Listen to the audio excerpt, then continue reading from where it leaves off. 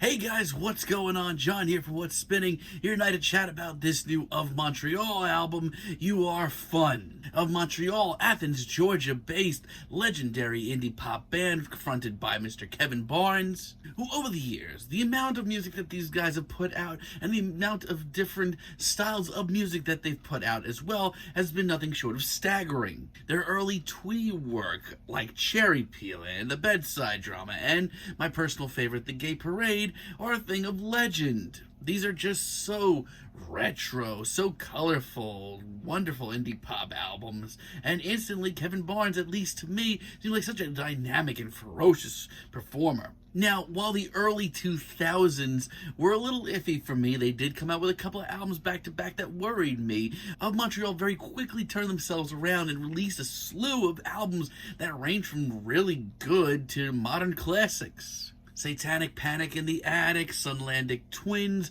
False Priest, and their all-time classic Hissing Fauna, Are You the Destroyer, are all must-listens in these genres. Speaking of genres, these albums touch down on all sorts of them. Synth pop, glam rock, neo-psychedelia, funk, alternative R&B, and more. It was all fair game with Of Montreal. But as of lately, I haven't had nearly as many good things to say about Kevin and company. Paralytic Stalk sounded good on paper, but just kind of annoyed me at the end of the day. And Lousy with Sylvian Breyer, you can quote me on this, is like their last truly great album. Aurea Gloom was annoying. Innocence Reaches just freaking sucked. And by the time that their White is Relic EP dropped a few years ago, I didn't even know what I was listening to anymore with Of Montreal. Like, I genuinely got the impression more times than not that Kevin Barnes had simply run out of things to say. And going into this album, I wasn't feeling too good either, because honestly, the singles from this have been very annoying. Let's chat about this. Album starts off with Peace to All Freaks. Now, I don't completely hate how upbeat and pop-oriented this is. It's light on the ears, and there's some elements to this that are a lot of fun. But as far as Kevin Barnes goes, I don't know what it is, but these days, I really can't deal with him. There was a time where if he wanted to pick up a new genre, try a little something differently, he could do so instantly and with one album seem like he knew what the hell he was doing with it. Now, he just kind of sounds lost, like he's a small fish in the biggest of big ponds. His ideas are scattered and his vocals just don't seem to care about any of this. This is really bad and Kevin Barnes just sounds fried. Polyana ISM, once again, there are parts of this that I genuinely like. There is a certain swagger to this track that I can't help but smile and nod at. And there is a boatload of sass, it is outrageous. And this is important. Kevin, at the very least for a few minutes here, does bundle up his ideas in a nice enough way. They are bland and all over the place, and God knows what he's saying half the time, but at least here, he at least sounds sure of himself, which is a slight plus. But instrumentally, this is really, really bland. This could have easily been colorful and anthemic and forward-thinking, but it's none of these things. This is a glistening, sloppy mess is what it is. And You've Had Me Everywhere is just really awful. I think it's the worst track here. And what's really bad is, I feel like if this was sung by someone else, I feel like this could have actually been kind of sentimental and really nice.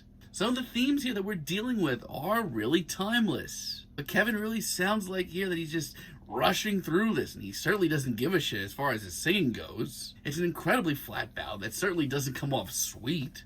And it's a shame because some of the lines here are genuinely nice and some of the imagery is really sweet. But Kevin just brings this down. Carmilla's of Love is so up in the air. I will say this, once again, there are some great elements here. I like how genuinely darker and grittier this track comes off. This one is twisted, it is ugly, it is not glistening, it's actually kind of dangerous sounding. But I swear, I've never heard Kevin Barnes sound this bored. He sounds like he's seconds away from falling asleep, and that's not even due to a stylistic change here. This is just bad. As you've seen so far, Kevin Barnes really does seem fried, but there are a lot of elements on this album that do make a lot of sense and could have been something special, so I can't completely crap all over this album. As a matter of fact, there are a few tracks here that I think are pretty great. For one, Get God's Attention by Being an Atheist is an awesome track. That's right, you heard it here. This track actually has a really great groove to it. I love how muscular this riff is, and this track definitely goes for a heavier tone to it. Don't be mistaken, this still is quite possibly of Montreal's most poppy album to date. But it's got a whole lot of meat on its bones, and that's only made even bigger and better by just how catchy this chorus is. Like, this makes me want to, like, get up and do something, get up and move a little, which, for this album, has not been heard of so far. So, yeah, this track rules. Gypsy That Remains has a really great whimsical feel to it. Totally respect that. And, not for nothing, I think Kevin Barnes sounds great here, which is something I have not once said this entire album. Like I said, there's nothing wrong with Montreal going for a poppier sound. They've been dabbling with pop for years. And in instances like this is really fun and genuinely quirky. When Kevin Barnes goes for a track like this, you know you're like standing in indie pop royalty and you're getting something special. Even lyrically, this is a major standout here. Some of Kevin's best work in quite some time, to be honest. So it's not like he's lost all his marbles in the indie pop world. And Don't Let Me Die in America is an amazing track as well. I love, once again, the absolute ton of attitude this track has and this big crunchy riff. Not to mention, as far as a political statement from Kevin Barnes goes, this goes over pretty well. And call me crazy, but his more lackadaisical vocals here seem to work really well with the themes as well. Not to mention, we have truly great lines like, "I don't even want to haunt this place." Fantastic. If I heard more of this, we wouldn't be in the boat that we're in right now. But I digress. If the rest of this album was any more in the middle of the road, it would probably get hit by a car. St. Sebastian shows us go back to this sort of whimsical sound that I do want to enjoy. But it fades away rather quickly, and all of a sudden we're staring right back at the same problems that the rest of this album has. Not to mention, is it just me, or has this album gone like anti-pop? Like, when this album was just getting going, yes, Kevin's ideas, lyrics, and vocals did bring this album down a peg or 10 for me. However, the instrumentals and the bubbly production were doing a lot for me still, and I could at least see the appeal in this.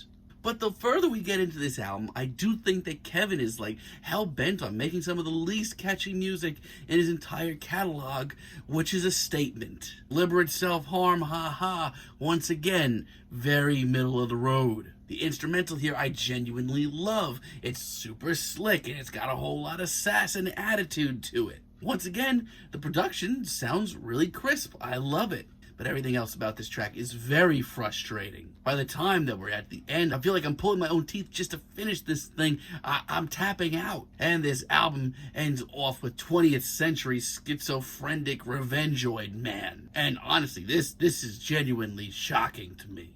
I commend Kevin Barnes and company for picking up the pace a little, going for like a punk jam on this indie pop super show. But man, it is ugly, and not even in a good way, not even a punk rock ugly way. This track just gives me so many questions I don't even want to know the answers to. So yeah, if you want my personal opinion on this new Of Montreal album, I think it's the worst thing they've ever done. The production and the bubbly beats at time are really fun and quirky and have a lot of attitude and swagger to them, and I could at least see if Kevin Barnes was thinking clearly these days, this could have been something special. And when this album is on, God, the couple of tracks that are good are like some of the best tracks that Kevin Barnes has written since like Lousy with Sylvian Breyer era, like a long time. But still, this is a train wreck. This is like really bad. If this is where Of Montreal is in 2020, I'm feeling a light to decent 5 on this album. But let me know what you guys think down below. If you like the video, be sure to give us a like, give us a subscribe, and let me know down below what you would like for me to chat about in the future. Until next time, have a great day, guys.